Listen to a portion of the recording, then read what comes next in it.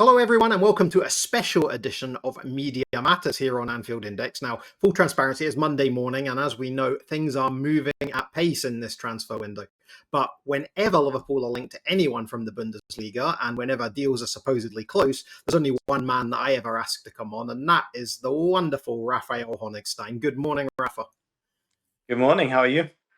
Yeah, I'm very well, and I know you're down in London enjoying some sunshine. I'm up in Scotland enjoying some sunshine. It's not Bavaria, but it's the UK, and we'll take these sunny days when they come. I think you've had a bit of a nice one down there in London this summer, so we can't complain. But in terms of football, we've not heard much from you lately, and we know you're doing a bit of agency work now rather than full-on journalism. So let's first of all ask you how that's going, because I'm sure people will be intrigued to know. Yeah, it's going okay. It's a bit of a change. I still do some television stuff, as long as it doesn't clash too much with the interests of my clients. But yeah, so far so good. Good stuff. Now we've got a link, obviously, that's rammed up in the past few days, and that's to Eintracht Frankfurt's Hugo Ekitike, obviously the French forward. Liverpool, as time of writing, a lot of the media have come out and almost said that this is close. That I mean, Romano has done a "here we go," so that for whatever that's worth, it seems to be something that people tag onto these days. So I suppose first and foremost, what can you tell us about where you think this deal's at, and what can you tell us in specific about Hugo Ekitike? Well, I am not involved in this deal, so all I can tell you is from talking to a few people that everyone considers this to be as good as done. I think there is, as ever with this deals of this magnitude, there's a lot of stuff going on in the background that holds up the process. Lawyers send letters to each other and fight over clauses. There's things like image rights, tax regimes, this kind of stuff that needs to be sorted out. But yeah, I think there is every reason to believe that this is going to go through. Certainly, the people in Frankfurt believe that it's going through. And yeah, fantastic signing, of course, for Liverpool. Now, last season we saw he kind of came to my prominence. I think most people's prominence. He would have been on your radar before this, I'm sure. But playing up top alongside Omar Mamouche, obviously, who then left to join Manchester City. What can you tell us about last season in particular? Because it did seem to be his breakout season, but there were two different halves to the season. There was the half with Mamouche, and there was the half after. Now, he really seemed to come into his prominence in that second half of the season, but I think it's unfair to dismiss the first half of the season as well, where he was playing with Mamouche and he was involved in a lot of Mamouche's goals. There was a lot of assists in there as well. So, first of all, what did you make of them as a two? And secondly, what did you make of him on his own once Mamouche had moved on? Well, I think you saw his versatility because he can play as the sole number nine, as the sole focal point, or with Marmoush, it was slightly more dynamic setup where they took turns going deep, and one would make the run, and the other would look for the assist. And you would have seen the highlights videos, some really fantastic link up play from him, some wonderful awareness of the situation. But I think it's fair to say that last season, irrespective of the exact role and the combination that he had with Marmoush and then didn't have anymore, was the season when people realized, okay, we understand now why Frankfurt fought so hard to get him from PSG the year before. He hadn't really done much there. I think 4 goals in 33 games, very much on the fringes. They tried really, really hard to sign him. I think there was a lot of competition at the time, if memory serves correct, back in 24, and they managed to do it. Um, and yeah, now it looks it looks like a no-brainer. Now it looks like one of those where people saying, "Well, of course, everyone knew what a fantastic player he would be, and this is just Frankfurt doing their thing." But I don't think people were quite so convinced. And also, his first half of the season that he had at Frankfurt wasn't that successful either, with just a handful of goals and a couple of assists. But yeah, we all now, I think, understand that this is going to be a very special player. Just a word of caution, I think centre forwards development isn't always linear. They tend to get better as they get older, but there's sometimes a little bit ups and downs. and it might not go in a sort of a straight line. You going from, I don't know, 15 goals in 33 now to 30 goals in 38. I think it'll take some time for him to become a more accomplished player. But the raw talent is clearly there. Now, he tends to drift, just from our analysis, he tends to drift into that left half space, but he is right foot dominant. Does that movement profile translate well to a slot style forward, do you think? Or does it risk potentially overlapping with someone like Wirtz in the position he's expected to come and play? That's one of the things that we know he's wanted to come in as a starter, obviously, but I just wonder about that tactical profile of the two, because you know both. So it's you're the right man to ask this question. Yeah, I mean, he loves to cut in onto his right foot as Wirtz does, but I think Wirtz will be in a more central role, and I don't think it'll be that much of a problem with Ekitike looking to make the run rather than picking up the ball outside the box. But I think it poses a lot of interesting questions about Slot's new Liverpool next season, what that's going to look like. I think it's going to be a real shift away from that classic 4-3-3 more to a 4-2-3-1. Of course, you could say that in terms of the midfield, two Liverpool were already in transition in that respect, and it was more of a two with Soboslai playing more like a traditional number 10, but I think it's going to change again and become sort of more, I don't know what's the best word for it, more possession based, perhaps slightly more continental as a setup, as opposed to sort of the up and down 4-3-3 that Klopp favoured. So yeah, Ekitike, wonderful player. He will have to learn, I think, to play in smaller spaces. I think what a lot of teams do against Liverpool is to sit deep and defend. They know they don't want to press them too high because once you create 1v1s with the likes of Salah and so on, it's not a good defensive strategy. So I think finding those spaces, that's obviously where Wirtz comes in, but also Ekitike will have to learn how to make short runs rather than perhaps those big runs that were often Frankfurt's biggest strength. Frankfurt under Topmüller are slightly more position based, perhaps two possession based as far as the first half season that he was playing was concerned. The crowd weren't happy that they were too slow in their build up. And the second year, I think they got the mix better, and they had that kind of verticality that marks out Frankfurt over the last few years. And finding that verticality in smaller spaces, I think, is going to be the biggest challenge, not just for him, but for the whole team. But I trust Arne Slot to come up with some solutions.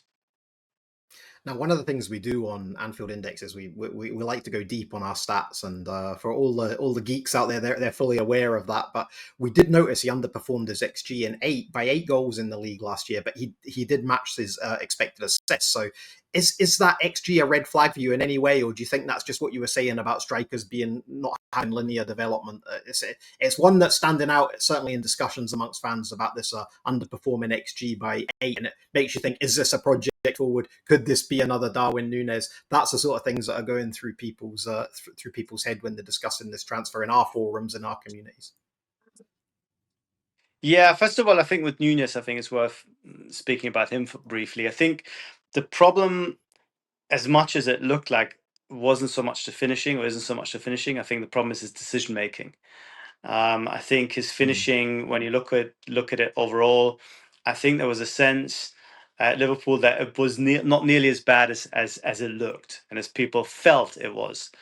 But the problem is more decision making when you're on the ball, playing the wrong pass, making the wrong run, destroying opportunities before they even arise by making the wrong decision. So that's one thing. I think, being not a statistician myself, I think underscoring your XG over one season should not become too much cause for concern. First of all, it really depends on the granularity of the XG model that you're looking at.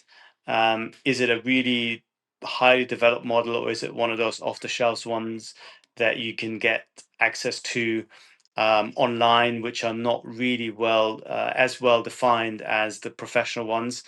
So you would always have to take that data with a pinch of salt anyway. But secondly, I think in the long run, players tend to be much closer to their XG than people think. People have this idea that elite strikers finish above their XG by a huge margin every year, and bad strikers don't. But somebody did the numbers. I think it was the people from Stats Bombs a few years ago when they looked at Cristiano Ronaldo's finishing. I think by popular consent, the best finisher in the business at the time. And their analysis suggested that his finishing was only 10% better than everybody else's finishing. So you can have the best striker in the world and he'll score 11 goals from 10, whereas the other ones will score 10. So you should not overestimate the ability of finishing. What's more important is having those opportunities in the first place. So if you have an XG of 20 and you only score 10 goals, it doesn't look good, but it means you had 20 goal scoring opportunities. And that's your better prediction in the long run of a successful striker than somebody who scores 5 out of 5, has a perfect record, but actually gets only 5 shots in the whole season. So I wouldn't worry too much just yet. Very good. Well, that leads me nicely onto the next part because you mentioned shots there. Now, one of the other stats that's jumping off the page here is that in the Bundesliga last season, he led with 115 shots, which was more than even Harry Kane, who we all know his level of finishing. But from a Bundesliga perspective, is that an encouraging volume, or does it perhaps go back to what you just said about decision making? And is there maybe some inefficiency there with the fact that there's 115 shots there? Oh, I don't know. Again, to answer this properly, you need to look at the shot positions. Are there some really bad positions that you don't want your striker to take shots from? Then it's a concern. I think football is rapidly heading towards a much stronger concern or importance being put on shot positions. I think that's going to be a huge part of coaching in the next few years going forward. Fans perhaps won't like it because it sort of makes the long distance shot a little bit redundant, and we all love when they go in, but they don't go in that often. And for coaches, it's increasingly, I think, an area where they say, don't take bad shots. You're much better off passing the ball than taking a shot from a really low quality position, low probability position. So I'd have to look at his shot map to give you a better answer. But I think, again, if you're a centre forward rather than a midfielder who shoots from impossible angles, but if you're centre forward who has a lot of shots, I think that is on the face of it, is a very encouraging stat, because getting your shot off as a centre forward is the most difficult thing. You can play, if you put an amateur footballer into a Premier League team as a centre forward, he might hold the ball up quite well. He make 1 or 2 good runs, but he'll just not be able to get a shot off because the defenses will be too quick, too strong, and I think that's the big thing. So Liverpool, as we know, are one of the world's best clubs when it comes to analyzing data, and I think if they had any concerns that he takes too many shots from bad positions, that would have been part of their decision-making process. But they'll probably look at it and say, this is a guy who can get a shot away. And if you shoot often enough from good positions, you're going to have goals guaranteed. That sounds nice. You mentioned there in the answer to one of your previous points there about this is all going to come down to coaching and Arne Slot and the way he manages this process. Now we are expecting Ekitike will play central, and we think Wirtz will stay just behind, and they'll still obviously looking to create room for Mohamed Salah to do his thing. If you were to try and pin it down in terms of whether you feel this will be a success, this Ekitike transfer, think this will be a success at Liverpool, what would your hunch be at this stage? Obviously, I know it's early and there's a whole development and embedding in period to come. But over a 6-year contract, we believe, how would you envisage his development arc to go over that period? I think he will improve. He will improve. He'll become a better player. Of course, he needs to improve quickly enough to gain the trust to be that number 9. I think if it's a really slow start, then maybe people will get a bit nervous, and maybe there'll be a clamor back to a different system where you haven't really had a number 9 in the orthodox way now for a decade. If you think of it, ever since Firmino picked up that position under Klopp, it's been a different kind of setup. But I think that Liverpool, unless they really collectively perform much worse than they did last season, will find enough fluidity and find enough dynamism for him and everyone else to be successful. And I think that's going to be enough of a platform to keep him built. But yeah, it's going to be a huge change. The physicality of the Premier League is different. The Bundesliga is not a million miles away, but you don't get those kind of 2 meters, 2 by 2 meters centre backs who are really, really fast and tough to play against every single game. So he'll have to up his game. He'll have to improve, but then also he's surrounded by much better players than ever before. So I'm reasonably confident that he's going to be a success. But yeah, there is no guarantee, as we saw with Darwin Nunez, who has also all the attributes, but somehow just maybe lacks a little bit elite level decision making. We'll have to find out, but I think there's a lot of grounds for optimism when it comes to his next 6 years at Anfield. And what were your thoughts on the fee itself, Raf? It was rumoured that Eintracht had a €100 million release clause on the player. The reports initially are suggesting that it may come out a bit under that Liverpool are looking to pay around €85 million, which I think is around £69 million there or thereabouts. There's some calls already that's a bit of an overpay on the player for one sort of glorious season. Is this about the pitch level of pricing that you thought would come in this deal, or did you expect higher, lower? Well, I think Frankfurt, having set the benchmarks for what a sort of an up and coming striker should be in cost, with Randall Kolo Muani, who was sold for just under €100 million. I think we're always gonna ask a similar fee, and I think the fact that Ekitike had so many people interested, especially in the Premier League, made it easy for Frankfurt to hold firm. And reports in Germany suggest that they got nearly the €100 million, so a little bit more than I think what you quoted. The good news is that over 6 years you can spread that cost. In terms of amortization, let me do a quick math. 100 divided by 6 would be no, just under, would be what, 17 roughly. 17 and a half. Yeah. So that is your cost. So if you then add wages of, let's say, what is he going to earn? Maybe £8 million, I would imagine, in his first year, maybe rising towards later on. So that's a player that's going to cost you, let's say, £22-23 million a year. So if you think that he's going to score about 20-25 goals, that's £1 million per goal, which is probably the right number. This is really just back of an envelope sort of It's a maths here, nice way but to work it out, though. I don't think I've ever heard it quite explained like that before, so that was a nice take.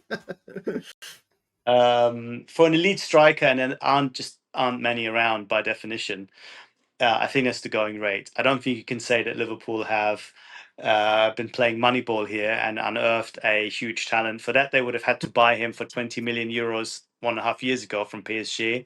That would have been the Moneyball move.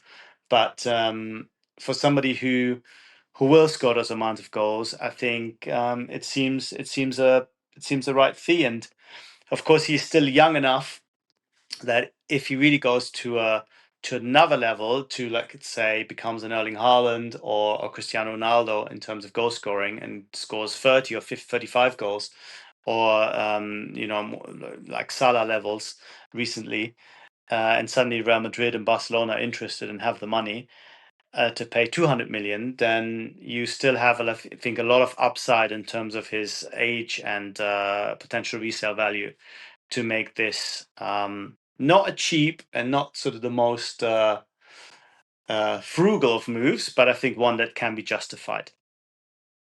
Similar Excellent. to Wirtz. I think it's a similar equation to Florian Wirtz, if you will. Well, that's a lovely segue because that's where I was going next. Obviously, Liverpool have already been active in the Bundesliga this summer, and it's not Eintracht Frankfurt for these two. It's Bayer Leverkusen, and it was Wirtz and Frimpong that came in. I did try and get Raf on earlier in the summer to talk about these two, but he was busy with his agency work, so I wasn't able to do so. But I wanted to get your take on these two now because it's two massive signings, obviously, for Liverpool. They had the right back was an absolute must.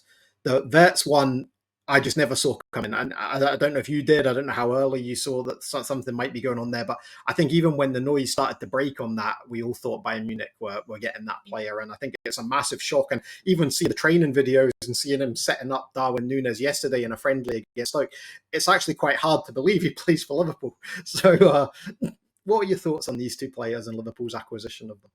I don't think many people in Germany thought that he would not go to Bayern whenever the Bavarian Giants are after a German player who's Bundesliga based, and usually the outcome is him holding up a red and white shirt. But it was a red and white shirt, of course, of different, slightly different shape and graphics and names that he was ended up holding up, and I think people were surprised in the sense that he made the move at an age where perhaps others, and those others might have even included people close to him, would have said, you know what, the safer move is to go to Bayern.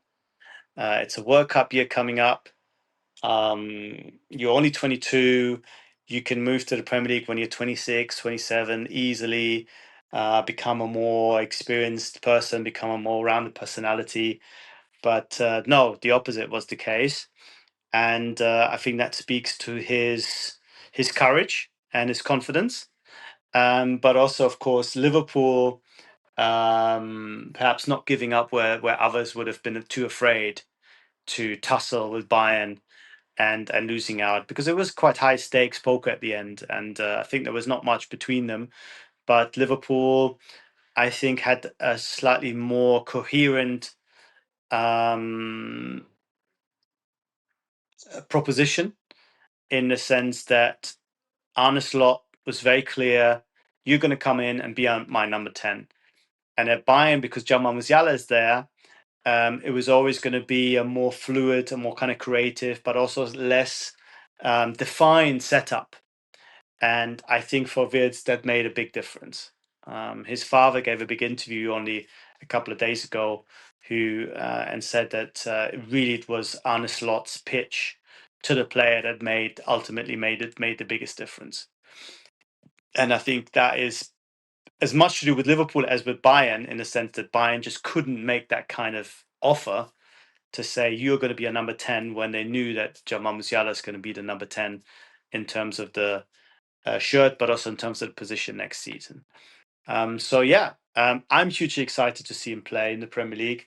As somebody who covers the Premier League for Sky Germany, I know I'm going to be spending even more time at Anfield or at Liverpool games now. Next That's no season. bad thing. That's no bad So thing. that's fun, and yeah, it's going to be one of the biggest stories about in German football. Is Germany's potentially best player, certainly one of the best players at the moment. Is he going to do it? Is he going to make it at Liverpool? That's going to be one of the key things that everyone's going to be interested in next year. There is a bit of breaking news come through while we've been on air, and it's from one of your former colleagues, David Ornstein at The Athletic, and he says, and I'll just quote this, he says, Liverpool reach agreement with Eintracht Frankfurt to sign Hugo Ekitike, £79 million total, 69 million fixed, 10 million in bonuses, these are pounds incidentally, based on success of LFC and 23-year-old forward, below the 95 million plus euros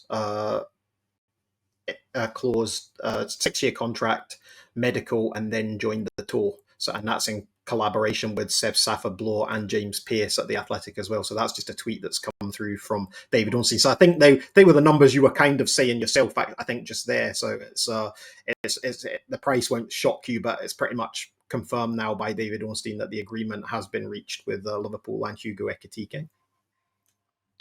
Yeah, and I think David, and I don't just say this because he's a former colleague, I think David takes great care in not jumping the gun, and will only ever report when agreement really is done. There are sometimes stories that evolve or come out when an agreement is close. But I know that with David's journalistic ethos, he will wait until it's actually done, and that's why he never gets things wrong, even if it takes a little bit longer. So yeah, not surprised that those are the numbers. I mean, if it's what do you say, 79 plus 10 million, that's That's 69 fixed in pounds plus 10 million bonuses. right. So 80 million pounds. Yeah, that will end up close to the kind of money that Eintracht Frankfurt, I think, were always hoping to get. And with the bonuses, you never know if they're easy bonuses or more difficult ones. We won't know unless we see the contract. But there's a big difference when you say every Champions League appearance that Liverpool make as a club, we will send over another 3 million, where it's basically guaranteed to a certain extent that there's going to be another I don't know, 10 million, whatever, over the next 3 years, or if it's something slightly more esoteric about him winning the Ballon d'Or, or Liverpool Yeah, winning yeah. the Champions League 3 times, things that are much harder to achieve. So I would expect that Frankfurt basically kind of got the money that they wanted, and Liverpool feel that it's still a deal that they can justify, and that's in line with the calculations as we discussed earlier. Yeah, and we know, going back to those bonuses, we know that seemed to be the final hold up on the Wirtz deal as well, was those bonuses are getting to agree those, and whether they were achievable or not. Now, one of the things that, if they are achievable, that's going to be great for Liverpool because it means they're going to win stuff. It means they're going to achieve stuff. And obviously, for in the Wirtz deal in particular, that would make it a British record transfer. He would go past Caicedo if those bonuses are triggered in the Wirtz deal. So it just kind of backs up your point there that we don't know what these clauses are, but we have to think that they're achievable for these deals because it means Liverpool success and it means player success and it means the club that are selling the player get what they want as well. So I think that these bonuses are important. They always do seem to be a bit of a throwaway line in these announcements, but most of the time I think that's a great point you make. But they kind of have to be achievable in a large part to even be included in the deal. Whereas the Ballon d'Or, I think, was it Sadio Mane had one when he went to Bayern Munich. Some of the clauses in there were rumored to be absolutely ludicrous.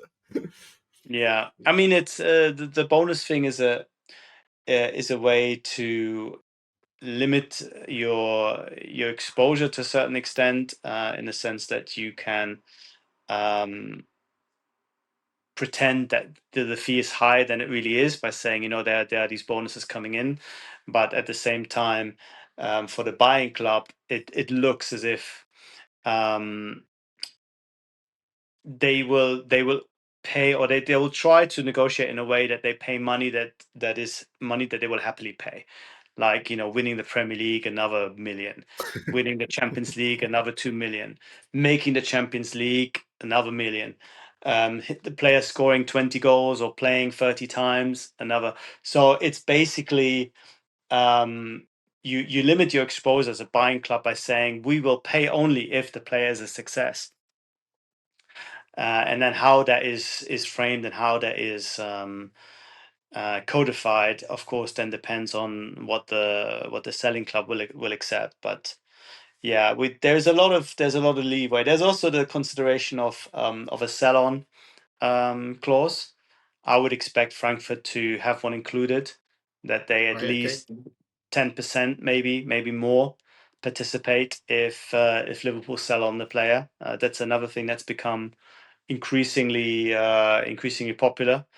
or if you don't want that clause, if you believe so much in the player being successful that you think you're going to make a big profit, then you pay for that clause not being there. So Yeah, so you pay let's more up see. top. Let's see. Okay, let's finish with a couple of quick ones. Then we didn't discuss Frimpong, Jeremie Mhm. Frimpong, obviously the other player that joined from Bayer Leverkusen. That seemed again one that seemed to me a bit outlandish from early on, because I never saw him as a right back in his time at Bayer Leverkusen. Obviously, they play a back three, so he was very much a wing back there. So it did surprise me when the hammer finally dropped that he would be the Trent Alexander-Arnold replacement at Liverpool. What are your thoughts on Jeremie Frimpong? Yeah, I mean, not surprising that he had a huge market and huge following. I think he wanted to go to the Premier League for a while. Um, and the kind of fee that Liverpool paid was, I wouldn't say cheap, but was a very decent size for a player of his talent. But it is indeed the question that everyone's asking. Can he convert into a more orthodox right back? Last season, Xabi Alonso mixed things up. Sometimes they were playing back in the four. Sometimes they were playing a back four. Sometimes they were playing with that 3-4-3 system or 3-2-1 system, 3-4-2-1 system. Um, it's going to be an interesting question. I mean, the main accusation leveled against Trent was always he can't defend or doesn't defend well enough for a right back. I think those similar questions might pop up with Frimpong, but he offers so much going forward and there's so much pace that I think it's a risk worth taking. And a bit of coaching and a bit of organization will sort that out. I think just on the face of it, what it would suggest to me perhaps is that maybe things will be slightly lopsided. So that in possession, he becomes another winger and goes really high up, where perhaps the left back stays and they build from a back three with the left back in line with the centre backs, rather than both of them pushing up. Um, and I think that's a way of making it work. And he's so fast that he can then come back quickly enough to make it a back four, even when Liverpool lose the ball. A little bit like Alphonso Davies at Bayern, who's also not a natural defender, Mhm. but his pace allows him to almost pretend that he is. And I think that's going to be Yeah, we saw that in the a similar friendly story. against Preston actually last week. Yeah, it was his recovery pace is quite something. You almost think of the videos that you saw from the Bayer Leverkusen clips, and they were all going forward. You never saw one of them running back. So I think it was until you got to see him firsthand in a Liverpool shirt what we finally got to see is recovery pace on coming back to try and target their left winger, obviously. And I think that was one of the things that amazed me is he seems to have as much gusto for running back as he does going forward. So I don't think we're going to be able to fault him for effort. If obviously there's going to be tactical intricacies, like you said, that are going to be this whole he can't defend. That's going to happen. It's inevitable. But I don't think it's through any lack of effort. He certainly shifts through the gears when he's coming back. Yeah, I think it's going to be hugely exciting to see him play. I mean, Trent was a midfielder, a playmaker, displaced to the right back position. He's going to be a winger displaced to the right back position, but I think he'll offer plenty of excitement and plenty of quality going forward. Loves to score goals, loves to arrive late in the box to be on the end of things. It's going to be slightly more difficult than when you're a wing back and your starting position is further up the pitch. But I think Arne Slot's going to find a way to make it work as well. So just in closing, I wanted to ask you about a couple of other Bundesliga players that have been linked with Liverpool in dispatches, some of them more tenuous than others, admittedly. But there's two players that I want to ask you about that have not moved yet, but there's talk of moves, and they are Benjamin Sesko and Angelo Stiller. They're the two names that Liverpool fans have been talking about this summer. Now, not so much linked with Liverpool necessarily; they have been, but there's obviously links with other clubs as well. We thought that Sesko was nailed on to join Mikel Arteta at Arsenal. He seemed to be flavour of the month there, but they seem to have gone down another route with Victor Gyokeres. And Stella, I think there was some talk about Real Madrid, but I don't think anything's materialised from that. And are we expecting him to stay in the Bundesliga? These two players, shall we say, to stay in the Bundesliga next season? Yeah, it still is going to be an interesting one. I think that he has an admirer in Xabi Alonso, who is now at Real Madrid, and is looking for a new sort of Toni Kroos type player who can dictate the tempo. I think the players that he has there at the moment are different. Of course, it'd be a huge jump up to from only just really becoming a fully fledged Bundesliga pro in the last 2 years to then suddenly being the fulcrum of Real Madrid's midfield. I think personally, I think it might be a little bit early for him, but it's one to watch, and it depends on Real Madrid how bad, if you will, things are in the estimation of Xabi Alonso in midfield, that they need that extra player or not, or if they leave it as is. Sesko is a wonderful talent, great centre forward, real quality player. But as you said, Arsenal have gone a different way. They've gone for the slightly more polished number 9 in Gyökeres. I think Šeško is still a little bit raw in some respects. I think his ceiling is perhaps higher, but he perhaps needs a bit more time to reach it. Will somebody else go for him?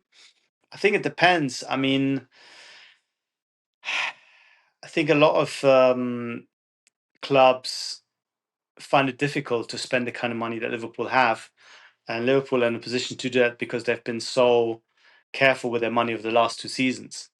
But to just go and buy a Šeško for whatever it is, 70 million, and pay huge fees, I think it's going to be difficult even for the big shots of the Premier League. So his market might have to wait if it were for another season. But he's a player that will end up at a big club, if not this summer, the next for sure. Excellent. Well, that's us. We've been through the agenda, and you've answered everything excellently, as I expected. So thank you for that. And we do hope that you are going to make those many trips to Anfield this season. I mean, there's so many ex-Bundesliga players there now, and especially obviously Germany's crown in Florian Wirtz, that's going to be there for you to watch. So we do hope you enjoy your trips to Anfield, and I'll thank you once again for joining me here on Media Matters today. And we'll hopefully not be too long until we get you back. I think it's been a year since you've been on, so I'm hoping we'll get you on again in amongst all your agency work as well. Anytime.